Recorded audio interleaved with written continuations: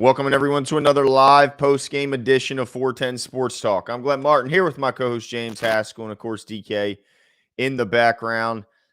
Tough game today. Tough loss. Lose to the Browns 33-31 in a game where the Ravens led for all of it until the last few seconds. That was surprising to say the least, especially when they found themselves up 31-17.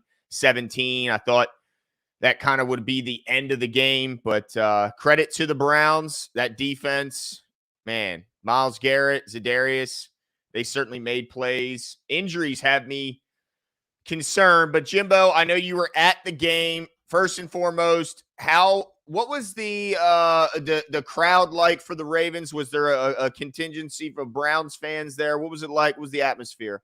You know, I'll say this. It was okay, but I was a little disappointed based on the fact that this was an AFC North matchup. I feel like everyone walked in here thinking this is a foregone conclusion. It was loud, but it wasn't like Bengals game loud. It wasn't like Chiefs game loud. Any of that. It was okay, and it bummed me out because this is a huge game. This is just as important as Thursday's night's game is going to be. And so, look, I mean, we shot ourselves in the foot a lot in this game, but I think the environment left a bit to be desired, to say the very least. Interesting. Wow, that surprises me to hear, considering how well we're playing right now. But man, it wasn't that people weren't excited, but there was certainly a lot of a little bit of entitled fans in there, just expect to be a rollover game. Gotcha. Yeah, I mean, look, these games in the North are always tough. It showed that way today. I was surprised by how well the Browns were able to move the ball against our defense. Bit disappointed. Now, there were some pretty key injuries, especially in the second half, that affected how they were able to move the ball. Marlon Humphrey's injury, I don't know if anyone's heard anything. I haven't heard. I'm hopeful it's not an Achilles. They're calling it an ankle injury, but sometimes they start like they call it that to start. But non-contact, he goes down. No doubt that impacts the defense. It was good to see Clowney back after the elbow injury. But what is your initial thoughts on losing Marlon and kind of how that affected the game, Jimbo? Yeah, it was huge because we saw Njoku come up. We saw, obviously, Cooper made catch after catch, and everyone's just standing there scratching their heads like, how is this guy so open, right? But, so the absence was clearly felt. Not as much as if you remember that Dolphins game when he went out last year, but it did kind of feel like that because the big plays went to the situations where Marlon would normally be handling business. We didn't have that done. And look, Brandon Stevens is playing great. He's not Marlon Humphrey. So certainly that was a tough one and an absolute gut punch. I'm nervous about that injury as well. But I got to ask you a question really quick, Glenn. Yeah, well, hang on. Dungoy says, typical Ravens loss, defense totally exposed, pain. He's feeling some pain, Jimbo, like a lot of us are. Yeah, I'll tell you, speaking of the pain, I felt like the game was lost at the end of the game when they ran the ball. We got into a little bit of a scrum, and they started pushing it forward. Yeah, that's where I felt like, man, our defense is tired. They're exhausted. But was there a moment in this game where you were expecting a big play defensively and it just didn't happen? Yeah, I feel there was a ton. I mean, I thought that after the Oweh sack at the end, when we had the opportunity to end the game by just jumping on that fumble, they ended up getting on it, and then they turn around and they pick up a huge chunk on the following play. I thought that was a pivotal moment at the end of the game. But yeah, I mean, to your point, there was a lot of moments where I thought especially the front, as well as the front's been playing all year, I really thought there were going to be times where we would get to Deshaun Watson quicker. He escaped. I mean, outside of the Cooper throw, like you just referenced, they just ran the ball down the field. Yeah, no doubt. I mean, I didn't think Jerome Ford would go for 107 this game. I didn't plan on that being the case, and I thought Deshaun Watson did a really good job of stepping up and then going through the pocket and buying a lot of time, man. I mean, there were so many times where we got a good rush up the edge, and he just walked right behind it and took the open space and either bought time or scrambled for a few yards, which were big time plays, kept the chains moving. Man, you got to give credit to Deshaun. He played well out there today. You know, he fought through an ankle injury. He was beat up. But man, you're right. What the hell happened to our run defense? I mean, Jerome Ford at 107, Deshaun Watson 8 for 37. What's going on, Jimbo? Yeah, they seemed tired. They seemed like there wasn't much of a, I don't want to say desire. I'm sure these guys want this, but they seemed tired, seemed worn out, seemed like they were kind of getting leaned on. Yeah, I mean, I don't know what other. I'll tell you what was interesting to me. The guy playing with the most energy today defensively for me, Pat Queen, while, it wasn't a perfect game for anyone, was playing with a ton of energy. And I felt like there was a couple times where he was trying to hype some guys up, and it almost wasn't there. It was an odd thing. And I'll also say Clowney, I felt like played with a lot of energy, prior to the injury. But yeah, just something was off today, and it's hard for me to give credit to Deshaun Watson. I know. It's just. But he showed a lot of toughness. He stuck it out. I thought he was going to be done for the game when he went in the locker room early, right before half. But he comes back out. I tell you, I didn't expect this. I mean, I guess I'm looking at the stat sheet. I didn't expect to see Roquan with 21 tackles today. I mean, holy smokes, that's a lot of tackles. But they did run the ball so many freaking times. I guess I should have expected it. Uh-oh, Jim. I love how it froze with that face. Absolute perfect timing. Let's see what Manny has to say here. Manny goes, let's see. Manny says, tough loss. We got soft and complacent, only up 11. Can't happen. Marcus Williams is a liability with one arm. Absolutely agree. We made those backup tackles look great. Yeah, I thought we could expose their tackles more consistently. I mean, there were splash plays, certainly the Oweh play. Clowney had made some big plays, to your point, but it wasn't the consistent crumbling of the pocket that I was expecting to see, because we've seen them do it against a far better line. And you're talking about the third string tackle in most cases on the right side. I don't understand why we weren't able to take more advantage of this mismatch. Yeah, and this is the one thing I will say as well, and shout out to my co-pilot here because she just mentioned this. About I think with 8 minutes left in the game, they pulled up the time of possession and things like that, the offensive stats for the Browns. They had at this point in the game, they had 7 minutes more time of possession than us, which not favorable to a good defense. We've talked about it before. That 2019 defense had some incredible stats. Part of that was because the offense was ridiculous. Yep. Right. And so that was the offense didn't do the defense any favors. No excuses. We got to get the job done, but certainly offense wasn't handing out any favors there. So that also made it tough on the defense. But yeah, you got to stop the run. You got to stop the run, certainly late in the game. That was a bummer to just watch them march down the field, running the football, nothing special. A quarterback with a gimp leg, and, we can't get it done. Like you said, 2 backup tackles. They're going to run the football, and you just can't get it done. That was one of the moments where they just took the soul right out of the defense. It was a bummer. Yeah, no doubt. And Jimbo, we gotta stop. You still got me? Yeah, we got to stop beating around the bush here and get right into the hot topic. Manny brings it up. He says Keaton Mitchell, no touches in the second half. Perfect example of changing our game plan when we don't need to. Panic from coaches to players, lost this game. I cannot for the life of me understand how Keaton Mitchell ends the game with 3 carries and 1 catch.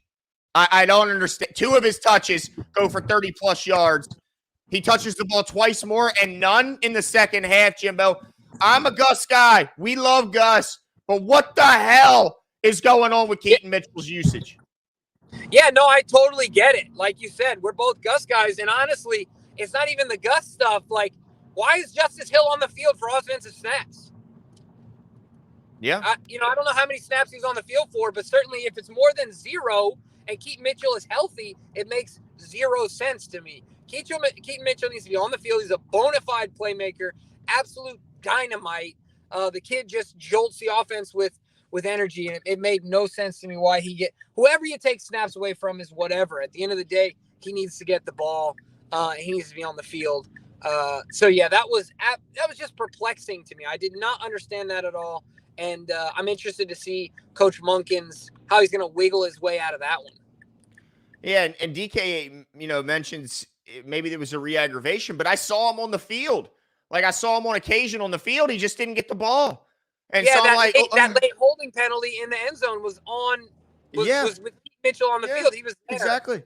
Exactly. So it's just like, because that's my initial reaction. Like, oh, he must have tweaked the hammy that we heard about during practice. But then we see him on the field, and I go, well, there goes that. So what the hell is the excuse? I mean, I every time he touched the ball, he's going for a home run, and yet we just stopped giving him the ball. I cannot understand it, dude. It's just it's truly puzzling. Let's see. Sean says, let's see here. It's popping up. Here we go. Not sure what to say, boys. Terrible team loss. Defense gets a good chunk of blame. Absolutely. Lamar gets blame. Yeah, Lamar did not have his best game. Offensive line gets blame. Well, mainly because when they got hurt, I mean, it was bad news bears. And what I hate the most is we made Watson look elite again. Ridiculous. Yeah, I know Jimmy doesn't like that at all. It's just disgusting. I hated it, man. But I'll tell you what, I agree that the offensive line gets blame. Everyone gets blame in a loss, but it was funny. There was a few ladies in front of us, and they kept yelling, "He's getting no protection. You got to protect him." And I finally said, "Look, you got two backup tackles against Zadarius Smith and Myles Garrett. Like, you got to cut him a little slack here. Like, How can we figure out how to make the offense more favorable for these two guys? Because this is a bad scenario." But to that point, Glenn, did you notice we're leading the league in sacks, but you notice the difference between how they can take advantage of backup tackles in comparison to how we can't? And I think part of that is because their pressure is not based on plays, it's based on players, right? And a lot of our pressure is schematic. That's my overwhelming concern late in the season, because he had all day back there in certain occasions unless we were bringing it, right? And so that did scare me a bit today and just made me think, and I know Clowney got hurt, and that obviously made a difference, but, I do think that's personnel-wise, that's certainly something where they have an advantage. Obviously, it's hard to get better than Garrett and Smith as far as the outside linebacker duo, but it did come to my mind more than once and does have me a little concerned moving forward. Yeah, I mean, like you said, you can't compare our guys to their guys straight up because, I mean, they're all world. But, I certainly have confidence Oweh can beat a tackle. I think that Clowney can beat a tackle. I got confidence that those guys can get it done. They just didn't do it on a consistent basis today. But let's not forget, Jadeveon had 2 sacks. Adafe had a sack. Metabike got there. And we actually sacked Deshaun more than they sacked Lamar Jackson. But it didn't feel that way. And it certainly didn't feel that way in the second half. It felt like Garrett was just all over Lamar Jackson. But Laura says, such a stressful game. But let me tell you, these announcers were horrifically biased to the Browns. I had to turn my sound down.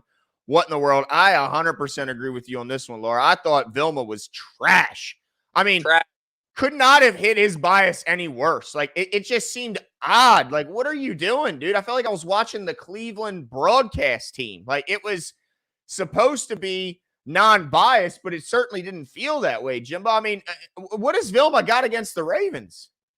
Yeah, I don't get it. I never will. But, there was certainly a lot of, the calls were absolutely leaning towards the Browns. I mean, that play where they called pass interference on Roby and the ball was out of bounds it was hitting us in the stands. We're 23 rows up, right? Yeah. So that was absolutely ridiculous. There's a few other ones that were just absolutely insane. So, yeah, tough one at the shop today from a referee's perspective. Hey, DK, can you put Glenn on solo mode? I'm going to hop on my computer because I just got home. My man. I'll be right there.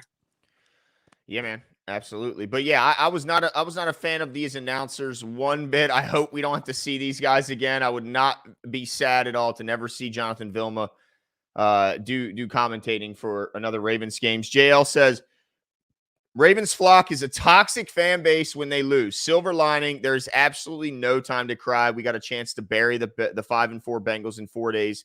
Yeah, you know what? You're right about that one because that's the one good thing that happened today. Shout out to the Texans walking off with a field goal with a kicker they just brought in after they lose Fairbairn last week. They got a kicker in, and CJ Stroud leads them down, kicks the game-winning field goal as time expires.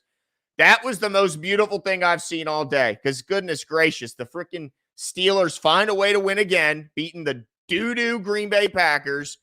And thank goodness that the Bengals didn't keep doing what they've been doing, which is winning every time the Ravens need them to lose. So thank goodness they lost. But yeah, you're right. If the Bengals come into town and they take another loss, they go to 5-5. That is a rough hole to get out of. So let's hope the Ravens can bounce back. My only concern, JL, is what's going on with these injuries. Ronnie Stanley writhing in pain on the field. Now, I did see a tweet, and I'm going to get Jimmy to confirm when he jumps back on, that he limped off the field, which is at least encouraging that he wasn't carted off the field if you're looking for silver linings. But we already had Moses be the surprise scratch despite practicing in full. And we can only assume that was because they wanted to ensure, I guess, that he'd stay healthy and be good for this coming Thursday. Although I thought it was odd to not see him out there after practicing. And now, hey, McCary, it's just like every time he goes from one side 1 week to the other side the next. And I just hope that McCary's not going to be our guy for the remainder of the season, depending on what, goes on with Ronnie. And then let's not forget that Zeitler went out in this game, and we saw Ben Cleveland inserted at the right guard position. So 3 guys were out after this offensive line has been playing so well for weeks. And now you're down 3 starters, and it's like, man, and Cole Jackson tweeted it, and I think he says it best. This offense lives and dies with the play of their offensive line. If their offensive line is dominant, our offense is dominant. If they're struggling, we look like we don't know how to play football. And, I will say that I don't think Todd Monken had his best game. I think there were so many occasions where Lamar Jackson is hitting the end of his drop. There's no receiver for him to get rid of the ball to. The pass rush is meaning he has to get rid of the ball, but there's nowhere to go. So then he tries to make some guys miss, either takes the sack or has a throwaway or a poor throw. It's just like, get him a hot route. I didn't see nothing. Now the film will say more, but it just seemed like there was nowhere for him to go with the ball quick. Even on a play where like Justice Hill looked like he was designed to quickly pop out and become his hot route. Justice, too slow. Get your head around. I mean, my goodness, these guys are coming like crazy. You got Myles Garrett who's like 0.4 seconds. He's already in the backfield. It's unbelievable. You got to give this guy a little bit of help. I mean, Don Votto says, here's a crazy stat. We lost today. Oh, you got to get your phone out. There we go. Yeah. I just didn't want to hit end stream on the phone because then it ends the stream. Oh, yeah. I'm glad. So, DK, if you can, I don't know how to do that even. That's okay. We'll leave you in the waiting room. Tom says, here's a crazy stat. We lost today and trailed today by a grand total of 0 seconds.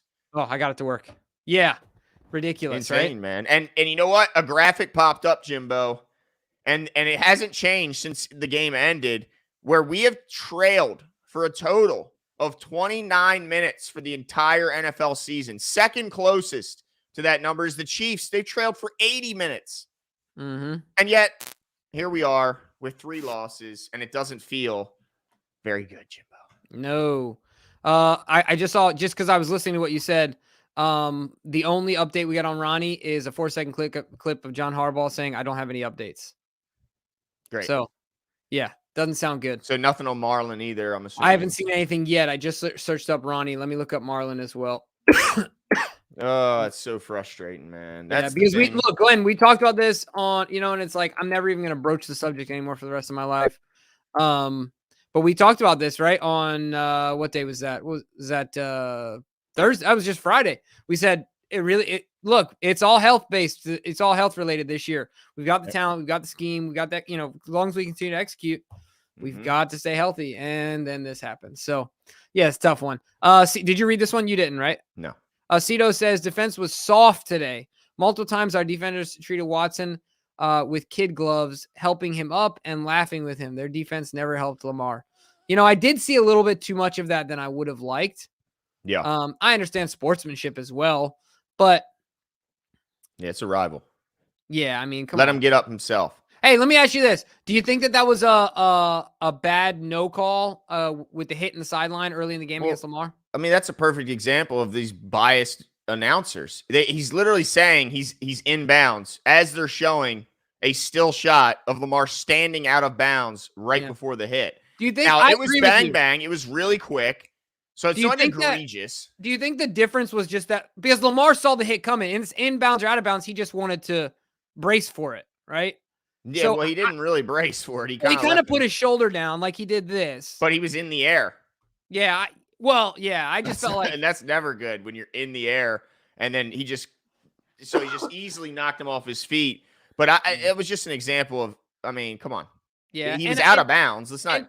Right. And to Cito's point, like, I do think the defense obviously could have played better today, but I said it before. I mean, they had the ball for 30 minutes in this game. Yeah. You know, it's just tough to ask for any defense, especially against a guy who's a mobile quarterback. He's running around. And I also got to say this.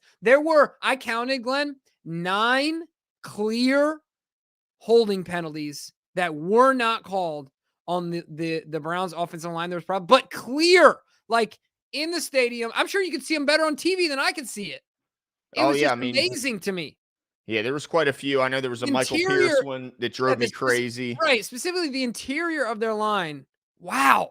Which is amazing to me I think, there was a serious lack of holding penalties called. Yeah, no doubt. Let's see here. Tone says we will bounce back Thursday night against the Bengals, who just lost. We just need to close it out, stick to the winning formula, feed Mitchell more.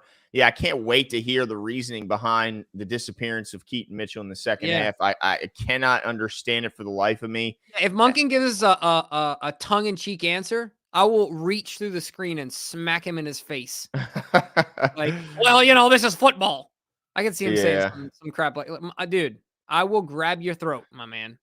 Yeah, he was a clear difference maker when given the opportunity, just didn't get the opportunities. I thought Zay Flowers had a nice game today, 5 for 73. Yep. Not sure what the injury was that was causing him so much, he was really looking like he was going through some pain, but he came back out there. So I don't know what it was. It looked like it was like a hand or a wrist or an elbow. I don't know what the heck it was, but good to see him back out there. Odell Beckham did, just like we thought, he gets the 40-yard slant, takes it all the way for the touchdown. He absolutely gave the team a huge boost right there, but only catch of the day, Jimbo, just one, impactful one. But at the end of the game, when they were, loading the box and daring us to throw the ball and we needed to make a play, I was kind of surprised he didn't get him targeted, because he's been the guy that's been able to win the outside matchup in those situations. He doesn't even get really targeted. Kind of surprising there. Yeah.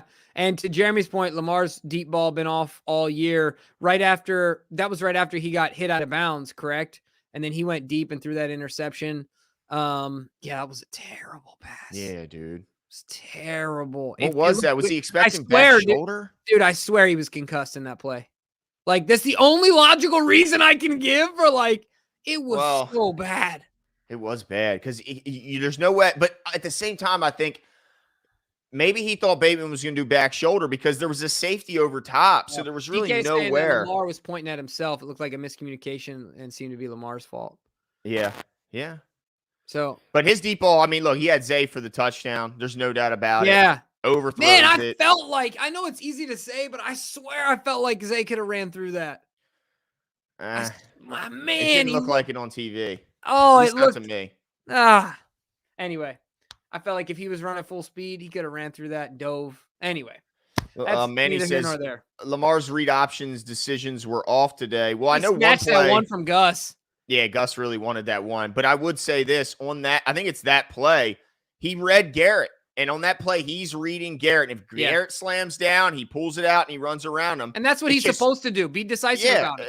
It was Owasu Koromoa made a fantastic play. He comes darting out of nowhere like a blur and absolutely blows the play up. Yeah. I don't think he read it wrong. I just think, man, dude, the Browns played really well. My opinion, we did not run at them enough. We tried too much side to side. We got cute, like we always talk about. Don't get cute, Jimbo. We got cute today. We're running double reverses. I mean, I don't know what the hell we were doing. And by the way, on that pick, where Lamar, the guy jumps up and bats it. It wasn't getting completed anyway. It was probably getting picked without the bat in the air. If you look at the play, that ball wasn't going anywhere near a receiver. So it's like I didn't even know what the play call was. Like Todd Monken had a rough game today. Run right at these fast guys. Yeah, that one. And then you remember the one to the right-hand side, the quick pass to Mark that got deflected. I mean, that was read from a mile away. Everyone knew exactly what was coming. Yep. But just like you said, it's this out wide stuff, and we're excited about spreading the ball out and all these things. But this is the tough part for me that's a concern. You can say what you want about Monken, but it's something we've talked about before. From a mentality standpoint from these players, we've got to stop this snowball effect. How do we – because the hardest play, I think, the most crucial play of any game is the one where you can get momentum back or you can lose all momentum, right? So if you've lost momentum, how do you make a play to get it back? How do you get yourself in the right mindset to get it back? And I think that is something that the Ravens are missing. What's an offensive play that we can go to that on first down we're gaining 7 yards? Like a simple bang, bang. All right, let's breathe and let's keep moving. You know what I'm saying? And we certainly need that. Yeah, and I thought we had it at the end of the game. If you remember, we had a big third down conversion to Zay Flowers on the right side of the field. And I go, okay, we needed that. It was feeling really rough until that moment. And then we do nothing after that. And it's just like, oh, my goodness. Like, I remember Aguilar, I think it was, dropped a pretty big pass on 2nd and 9, which would have either been a first down or cut it to 3rd and inches. It was just too many almost plays. Don C says, damn, Jimmy's driving. I'm honestly a little down and was going to request a laser or balloon launch on this sweet, on his sweet new green screen deal. Yeah, I think that's about all you're going to get today, Don C. It's I can give you one of these too. Let's see. What does one do? Nothing. Pause for effect. Nothing. Nope. Oh, there you go. Nothing. Okay. Nothing. Just sadness. Yeah. Absolute, complete sadness. Hey, Jimbo, I do want to give a shout out how Kyle Hamilton started this game. I mean, holy smokes. I thought he wasn't a playmaker. Yeah, that's the first thing I thought. That's the first thing I thought. I'm glad you say that. Jason, looking forward, get your goofy butt on this show. Come on and talk to us about it because, dude, are you kidding me? That guy is a freak. Took all 6'4" of him. How many other safeties in the league today can make that play? Name one that has the reach, the athleticism, the coordination, all of it. You can't. The list is short. I'm going to tell it to you, Glenn. You ready? Kyle Hamilton. Thank you. That's the list. It's crazy, man. Absolutely crazy. What a beautiful play. And he's the only safety in the NFL that can make it. All pro, baby. All pro. No doubt in my mind. He's got to be that guy. And incredible to also look at when it comes. See, now you got me all fired up. The remember the play where Njoku took the whole team for a ride? Yeah. The next play, they try to get the Njoku the ball on the left-hand side. Kyle says, even on the play where he takes him for a ride, if you notice, Roquan took Hamilton out of that play. Yeah. He took his legs out when he was trying to make the tackle, or Hamilton probably would have tackled him 10 yards sooner. Right. So, yeah, you're absolutely right. I remember that play vividly. Marcus says, this loss is worse than Miami's infamous comeback, in my opinion. If we don't look dominant on Thursday, I'm not liking how we're going to look in the third act of the season. The only thing that has me worried going forward, Marcus, because, look, you're going to have games where you don't play well and you're going to have moments, and they played well, they grabbed momentum, and they rode it. But the thing that has me concerned is obviously the injuries. If Marlon's injury is severe, if Stanley's injury is a serious injury, that's when you're talking about we have serious problems, because those are two positions, those are two guys we cannot afford to lose. They're highly paid, they're highly respected, and they're some of our best players. So that's what has me concerned. If those guys were healthy, I'd say, look, this was a tough game against a really good defense. They got the better of the game in the second half, and they won the game. But the injuries, that'll tell the tale. Oh, let me tell you what, dude. There's no way that was not an Achilles. I'm looking at that tape. Dude. I know, dude. There is zero chance. Just book it. I know, man. I didn't want it to be. I didn't want to admit it to myself. But I'm blaming it on Snapback Sports or whatever they're called. He's been nothing but injured ever since we've been doing the podcast. It's all their fault. They're the kiss of death. It's like the Madden curse. Yeah. Okay, let me see. Sean Pisker. Everyone, look, this loss is tough. However, I'd rather them drop a game or two now rather than a repeat of 2019. I'd rather drop a stupid game to the Browns over the Bengals. We'll be fine. Now, I agree with you, Sean. This is my only concern. If we lose on Thursday night, I'm going to go into absolute panic mode because then we will have split with the Browns. We will have split with the Bengals. And the best we can do is split with the Steelers. So that leaves us at best 3-3 in the division. I'm now concerned. Yeah. So I agree. It's only one game, but this was this game counted for 1.5. And so it has me a little concerned because it's just odd we can't win our home games again in the division, but we do so well on the road. It's so frustrating, man. Yeah. Yeah, I wouldn't be concerned either, man. Just the injuries have me concerned. This is post-trade deadline. They can't go out and make a big splash and grab another player. They're going to have to ride with who they got.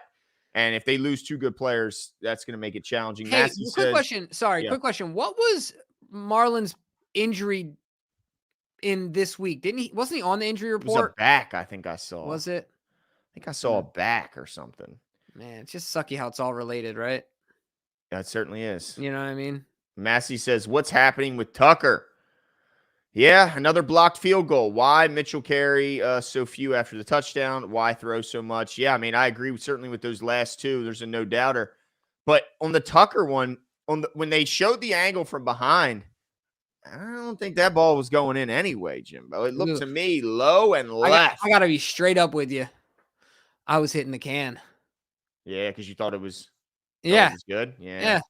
So I didn't see it. And it looked low and left off the foot. Now we'll never know, but I don't think that thing was going in anyway. But also, like, can we stop getting our field goals blocked, bro? Yeah. Give Tucker a shot here. Like, give him a chance. Don't just, get it. Yeah. That was what, the 3rd one this year? Yeah, man. What you do? He's 1 for 5 over 50. And how many of them have been blocked, right? So it's like, right. Sucks. Now, I do got to bring something up. Someone said in the chat that I've thought that I've been hesitant to say because I'm afraid that other people and also potentially you might bash me for this. Uh-oh. But Lamar Jackson does look kind of slow. What? He looks kind of only relative to Lamar Jackson. Like, not slow in general, but like for Lamar Jackson, he looks slow. In comparison to what he was. But he's just he's a bigger man now. Yeah. Like, he's a different build. Look at him in 19. He was a lightning bolt. True. He would outrun anyone. He doesn't do that anymore. But I'm okay with that because he's evolving as a player. Like, that's not going to be his whole career anyway. Right. But it is something I have thought. Like, it doesn't bother me. I'll be honest with you. It doesn't bother me. But it is something that I've seen. And DK said he's also slipping a lot.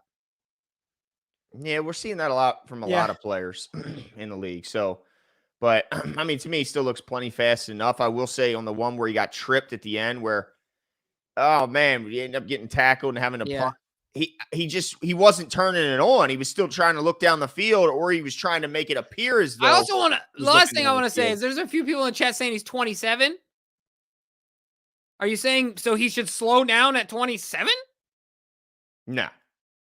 Or are they saying that because I said he's getting older? I don't know. I don't know what the point is there. My point was that he's obviously changed his build. Look at him now. In college, he looked like a basketball player. Like, yeah.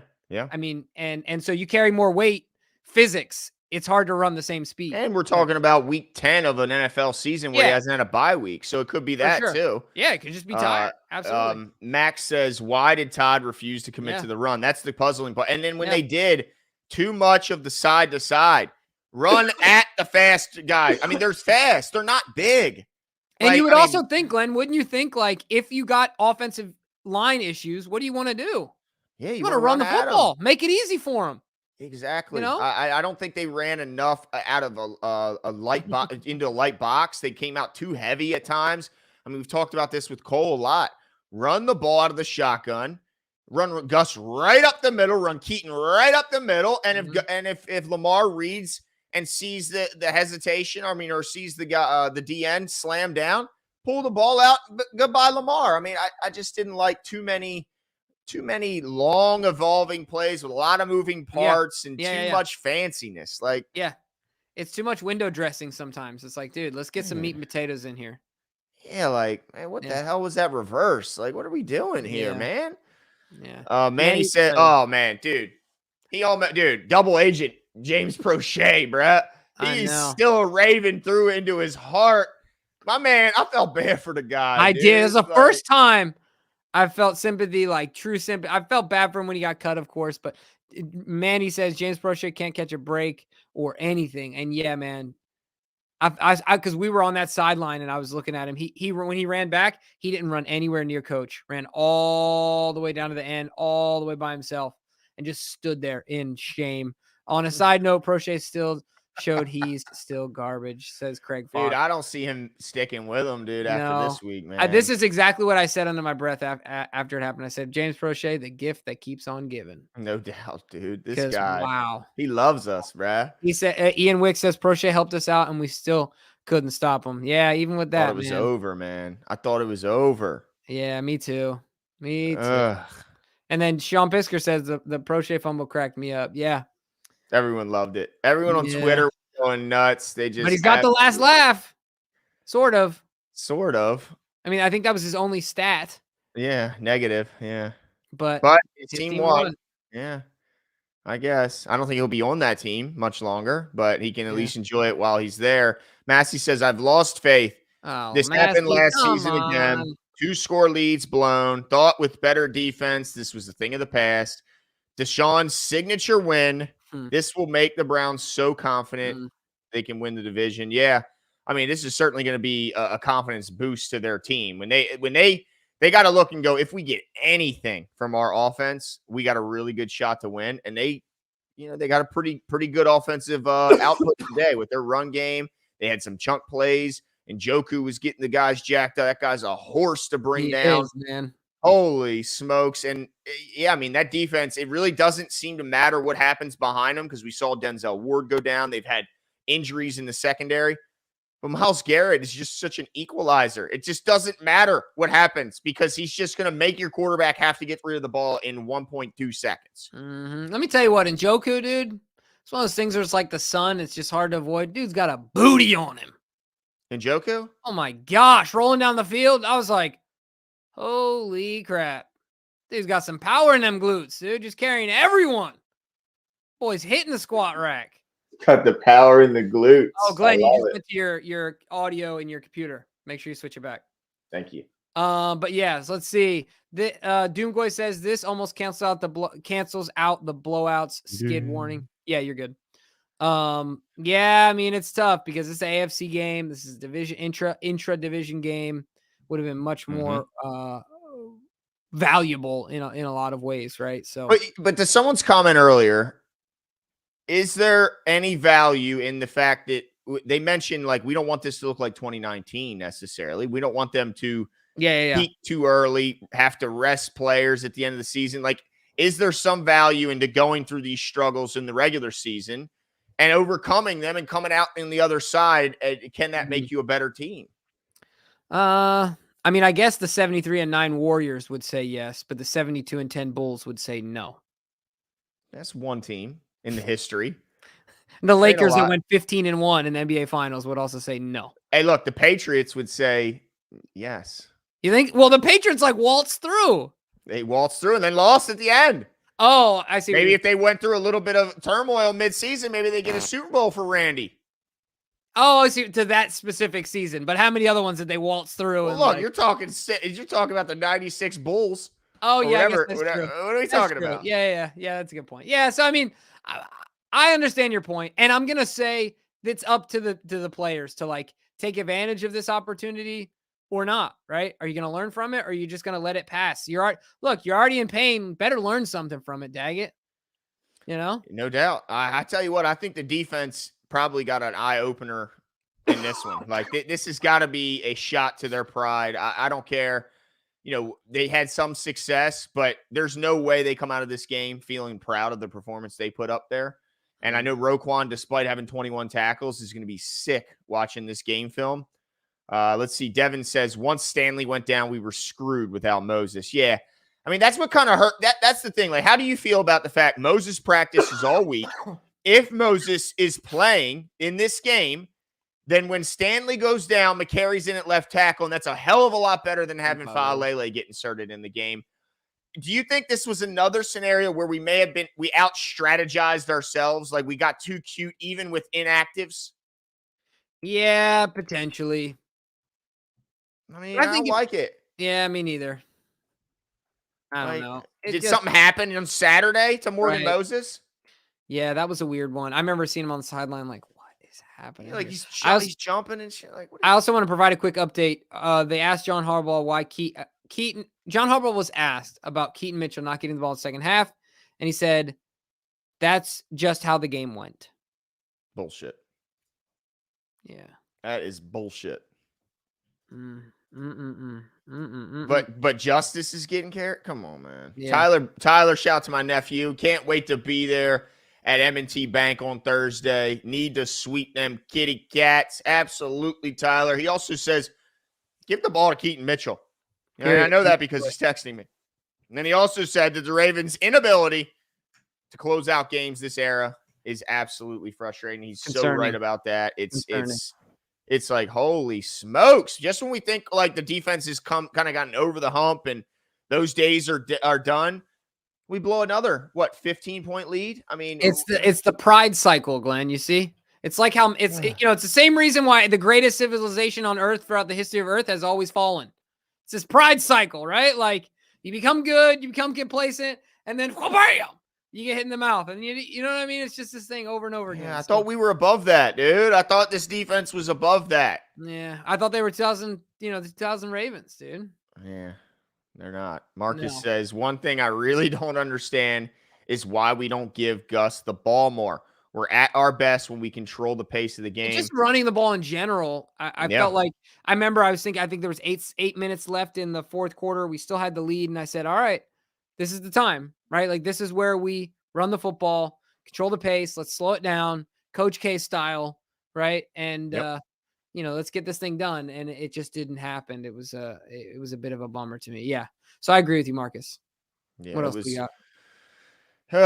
So aggravating, man, watching this freaking game, dude. I know. Sean Fisker says, as a crazy emotional diehard Ravens fan, I'm not sure why this game didn't piss me off more. That's funny because I kind of feel that way, Sean. I just feel like I know they'll bounce back. I'm pissed about this game, but I'm concerned more than anything. Like we really need this Bengals game, and they just lost too. Both these teams are desperate. This is going to be a wild game on Thursday night, and I'm obviously very concerned about Marlon Humphrey.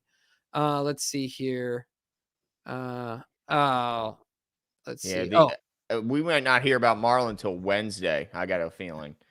Let's see. Sean says to me, and maybe I'm wrong, but I feel like the Ravens were thinking ahead to Thursday more than this game. Thoughts? Well, they certainly were thinking ahead to Thursday with some of their inactives list. There's no doubt in my mind that impacted that the quick turnaround impacted whether or not Morgan Moses played. And that impacted in a big way when Ronnie Stanley went out, the end result. It just did because it's McCary at left tackle is a hell of a lot better than Faalele. And we like Faalele, but he's just not ready yet. And so, yeah, I think it absolutely did. And maybe to some degree, it affected the usage of Keaton Mitchell. Maybe they kind of wanted to lighten his load and hope that he would be the fresh, even maybe a little surprising still guy. And they didn't want to overuse him. I don't know, but I do think it impacted the game planning and everything, knowing that quick turnaround's coming. Yeah. Well, is it time, Glenn?